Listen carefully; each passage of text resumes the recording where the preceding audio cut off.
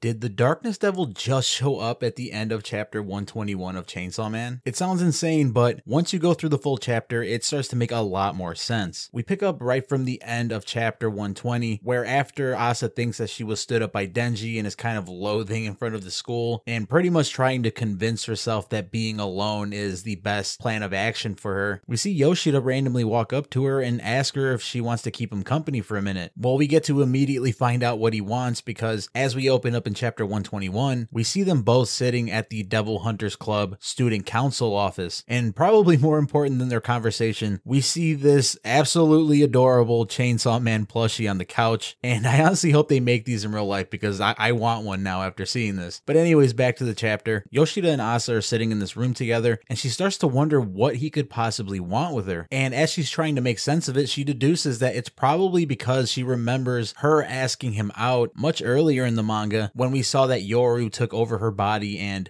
tried making him her boyfriend in order to turn him into a weapon. Well, he asked her what she was mumbling to herself in the front of the school, and she says that she was saying that life is easier on your own. And surprisingly, Yoshida goes on to agree with her, and this is when we get a little bit more insight into Yoshida as a person, because of course with all the mystery that's been surrounding Yoshida, especially in the most recent chapters, it's nice to get some insight on him as a person and his outlooks on life. And we get some of that when he responds to her by saying, it's probably easier to get by living with another person, one thing leading to another, but there's no guarantee you'll build a permanently mutually agreeable relationship. Essentially saying that there's no guarantee that you're going to get along with a life partner for the rest of your life, so the safest thing to do is just to be a loner, to be by yourself, because that way you don't have to depend on your significant other kind of agreeing with you or being on your side or working towards your benefit. And Asa starts to blush up when he starts saying this because she takes it as him affirming her values, and honestly kind of jumps the gun by thinking that he's saying this because he has some sort of feelings towards her. Well, this thought further gets pushed because he says that he's been meaning to tell her something that he's wanted to tell her for a while now, and I'm sure what she thought and what many of us thought before turning the page was that he was going to express some sort of like feelings towards her, or like something that he's feeling towards her that we weren't made aware of yet. But surprisingly, he says that he wants her to stay away from Denji, and of course this makes her ask why, and he just says that he has his reasons, it doesn't matter, she can do with that information what she wants, and just dips out of there. And it's very odd, it's very peculiar why he would tell her this specifically and just get up and leave. I mean, it is possible that he is aware of her being the War Devil or the host to the War Devil and wants to make sure that Denji isn't put in danger without really showing his hand and giving up too much information. Regardless of this though, we quickly cut to Nayuta and Denji again, where Nayuta suddenly says that she smells something nasty, and it's probably the nastiest devil she's ever smelled. And she starts egging Denji on to go, fight the devil and become Chainsaw Man. And Denji's just laying on the floor kind of depressed, saying that he doesn't really feel like being Chainsaw Man anymore, because even if he reveals his identity and gets a bunch of girls after him, Nayuta's just going to block him and make it to where he can't ever have a relationship. And Nayuta just kind of starts throwing like a little tantrum, saying that she wants to see Chainsaw Man fight, but also notices how depressed Denji looks, so she gives him some kind words to kind of help him out a little bit, to raise his spirits, when she says, if you turn into Chainsaw Man, lots of people will like you. You could get way more love that way than from a girlfriend. Doesn't that sound super awesome? And Denji just takes a quick second to think about it and just says, hell yeah. Well, again, we then cut to Asa, who's walking just super depressed that she pretty much thought that two guys liked her, and in her mind, neither ended up being the case. And she starts thinking that she only cares about herself, but when she gets lonely, she still craves companionship. And even Yoru thinks that she's being a little too hard on herself, but Asa just comes back and says, I'm just tired of my inability to maintain a lasting relationship with another human being. And Yoru's at a loss for words at this point, and honestly any of us would be too, because I'm sure many of you can relate to the way Asa has been feeling, and it really is a tough topic to tackle. So there isn't any right answer to give Asa at this point to,